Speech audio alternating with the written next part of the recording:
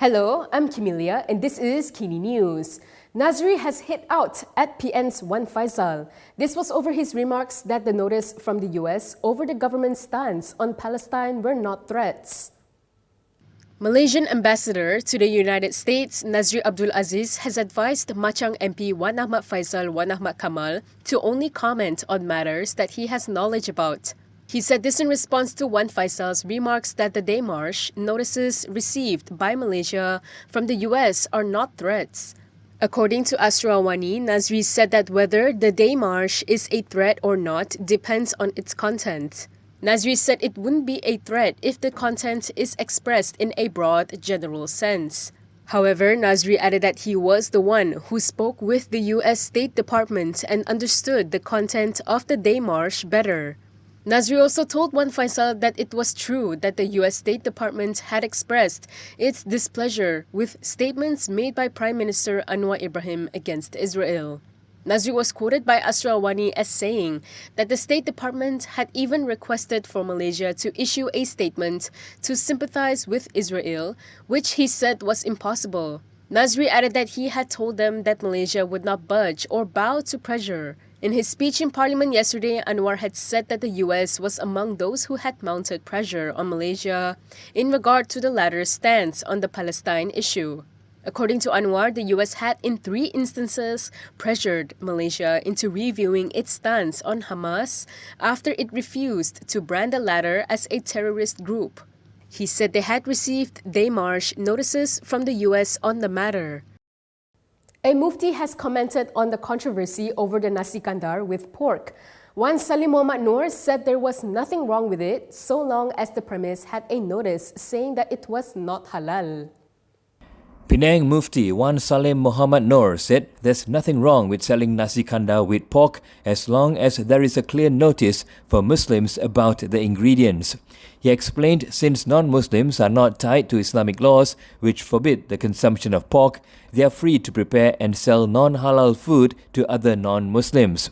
He told Malaysia Kini that the authorities must ensure that premises selling non-halal food advertise it or put up a notice on the food status so that Muslims do not consume it. Salim was asked to comment on the remark by Malaysian Muslim Restaurant Owners Association or PRESMA Jawahar Ali Taib Khan on a posting of a video clip about Nasi Kandar babi on social media. According to Jawahar, it could cause confusion to customers and give a negative image to the much-loved menu. Previously, former Selangor Executive Councillor Teng Chang Kim dismissed the claim as illogical. Teng said if that were the logic, then all Muslims should stop selling dim sum, yong tau fu, chi cheong fan and all other Chinese foods that largely contain pork and lard to avoid Muslims being misled and confused. Meanwhile, Wan Salim said the Quran prohibits Muslims from consuming pork as it is considered unclean. We also asked the owner for his comments on the issue. This was his response. The Nasi Lemak and Nasi Kandar stall at Pumba Damansara has been getting a lot of attention recently after its controversial dish went viral on TikTok. The Nasi Kandar with pork caught the attention of the Malaysian Muslim Restaurant Owners Association, PRESMA, who claimed it would be confusing to Muslims who can't eat pork. Kinitv spoke to the business owner, Suresh G, to find out his thoughts about the controversy. I've always wanted to do pork Nasi Kandar because I've never come across it anywhere. And in my opinion, I thought Nasi Kandar was just rice, different kind of mixed curries, right? So I chose this area, it's predominantly Chinese area, and I started in Kopitiam. So I was quite surprised when Presma caught this content because I thought it had, I wasn't near any mama or do anything, and I made it very clear it was not halal. I don't think it's done with any ill feelings. I thought it was, they just caught onto it and maybe they were not too sure. But I think after they found out I'm in a full Chinese restaurant and it's very clear, I think it was just, I don't think they did it out of any spite. When asked for comments on the issue, restaurant owner Randall Chen said he reckons the food industry is too competitive, which has forced businesses to think outside of the box. Everyone is trying to be unique, and nowadays there's so much of F&Bs blooming like a mushroom. everywhere. I think it's fair that people are trying to be creative. For me, what he did actually was quite a unique thing, and he draws a lot of good feedbacks on his taste and presentation wise. It's a pretty good idea. Meanwhile, patrons have brushed aside the controversy, saying it is not an issue. I think it's not a problem lah. There's so many other dishes like satay or also babi, so I don't think it's a big issue for Nasi Kandar to have babi. It's just food. There shouldn't be you should state clearly if it's halal or non-halal. But I feel that certain people are making this into a bigger controversy when actually it's not a big deal since the shop already stated that it's a non-halal food. Wan Saiful has rejected the justification by Tiong King Sing of his conduct at a recent event. Wan Saiful said that religion aside, getting drunk in public is still wrong. Bersatu Supreme Council member Wan Saiful Wan Jan said getting drunk in public is still wrong, no matter what race or religion a person belongs to. Wan Saiful said this in response to an explanation by Tourism, Arts and Culture Minister Tiong King Sing of his conduct at a recent event. In a post on Facebook, Wan Saiful said that it is not a question of religion, it is about one's morality as a leader. Wan Saiful said even if a minister is an atheist, it is still bad if he gets drunk in public as it does not suit the trust endowed upon him as a minister. Elaborating, he asked whether Tiong would accept if a non-Muslim civil servant or chief secretary to a ministry is spotted being drunk in public. He was responding to Tiong's censure of PN's Masjid Tanah MP Mas Emriati Samsudin after the latter sarcastically asked if dancing and drinking in public was Tiong's unique way of promoting Malaysia to attract tourists. In his response in Parliament yesterday, Tiong had said that he is not a Muslim and questioned what was wrong with him drinking. Tiong said he had been invited to participate in a lantern festival where he drank and acted a bit foolish while playing with lanterns with kids at the event as it was part of Chinese culture.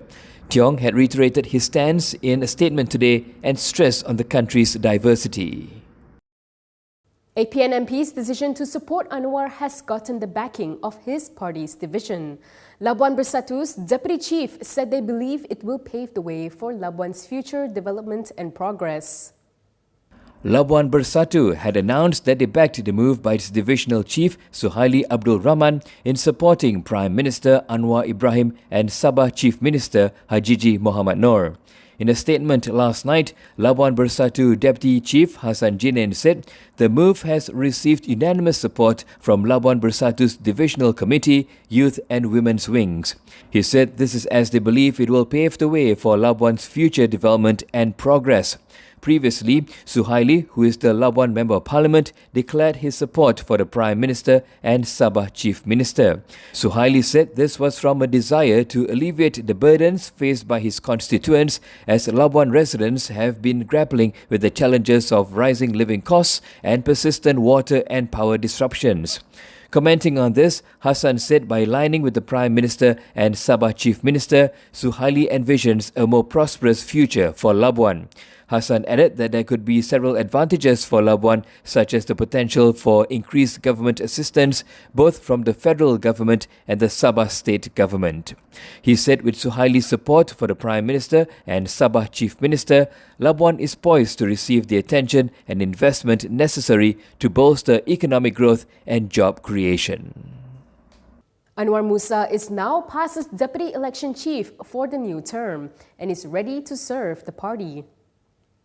Former UMNO Secretary-General Anwar Musa said he will meet with PAS leader Abdul Hadi for guidance after being co-opted into PAS's Central Committee. Anwar, who was also appointed as the Deputy Election Chief for the party, said he will also meet with the party's Election Chief Sanusi Mohd Noor in the near future. In a post on Facebook, he thanked the President and Central Committee for their trust in him. He added that he will continue to serve as a member and fight for the party. Anwar had joined PAS 6 months ago and was recently added into PAS's Central Committee along with another former UMNO leader, Shaidan Kasim.